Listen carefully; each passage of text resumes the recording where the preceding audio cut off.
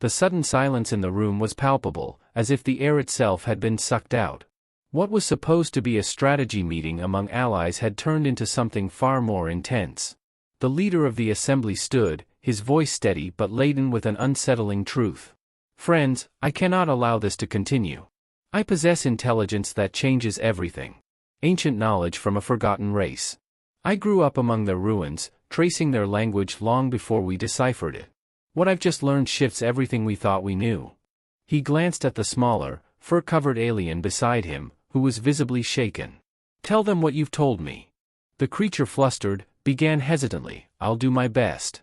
One of our probes discovered a world, a colony perhaps, but ancient. It was stunning, untouched by war or industry, with beautiful structures and no signs of defense. We coveted that world, and so we sent a small fleet to invite them to join our confederacy. It hasn't returned, and we can't find it." He looked up at his taller companion. "I was just hoping for help in the search." The taller alien, a veteran of many battles, sniffed dismissively. "I asked for specifics. What banner did they carry?"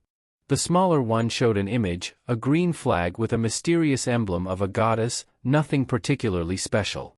"The planet itself is a gem, green and blue like a marble in space." The veteran scanned the room, now filled with growing concern. "As an admiral, I can tell you this, that fleet is gone, and you won't see it again."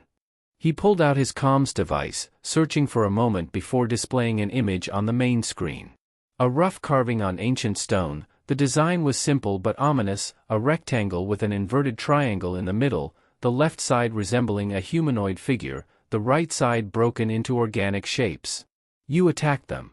Confusion spread through the room, but the admiral now had everyone's full attention. The chairman, puzzled, spoke up. "Forgive my ignorance, but I don't recognize the symbol. Can you verify?" The admiral nodded, zooming out the image to reveal what appeared to be the ruins of a long-fallen fortress. "They are known only as the Ohan. We saw what they did to our world. A long-forgotten empire once tried to invite them into their fold, likely with a small fleet at first. It ended with worlds scorched to bedrock. That empire left its dead to rot on the surface of my planet.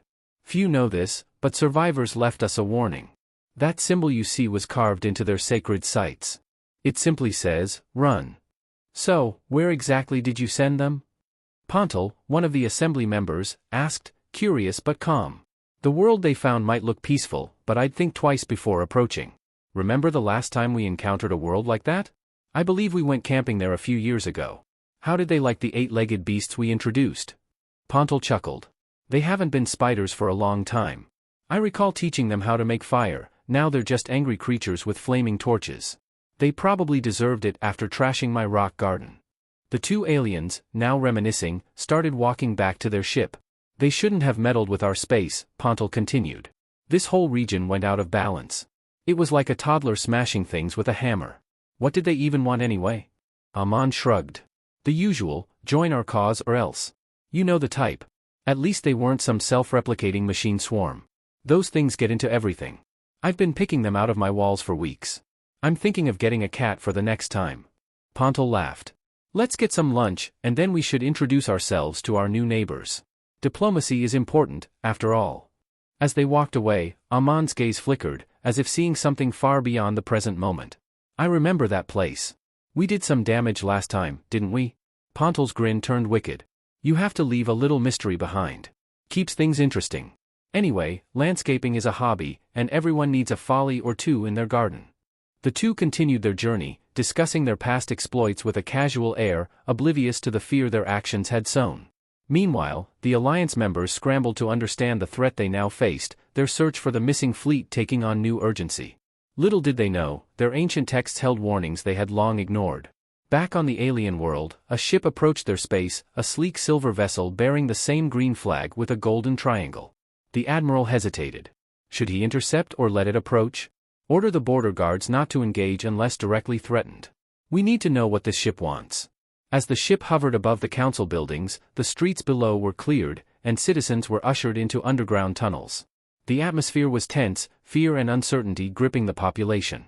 News drones buzzed overhead, capturing the scene as best they could. Then, without warning, two figures appeared on the ground, Aman and Pontal, still dressed in their simple gardening clothes, casually walking toward the Capitol building. Aman cursed under his breath as his feet sank slightly into the soft ground. Pontal stifled a laugh. Don't laugh, it's a serious situation, but they both knew it would become a story to tell for centuries. As they entered the building, Pontal spoke first. I'll keep this brief. You sent a fleet into our space and destroyed some very valuable property. Then you had the nerve to demand we join your empire. Consider this your only warning, stay out of our territory. If you have something important to discuss, you can send a single ship, but don't test our patience. The chairman, clearly nervous, tried to apologize. I'm sorry, truly. This behavior is not representative of our alliance. We had no idea you were, well, who you are.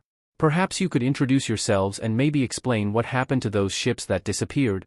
Aman, feeling a bit more charitable, replied, Who are we? Well, we're from a place you'd call Ireland, though you've probably mistranslated that. As for those ships, they're on a little trip. Should be back in about 30 of your years, if they're careful. Just a bit of a lesson for them. And now, a parting gift to ensure you remember this conversation. Aman reached deep into the earth, pulling up a massive stone pillar that shot through the floor, shattering a chandelier above. Carved into the stone was the ominous symbol with a simple inscription, No trespassing. Pontal, let's go. I need a nap. And with that, they vanished, leaving the council to contemplate their next move. The chronicles would later record this as the day the alliance began to crumble, as fear of the unknown spread like wildfire.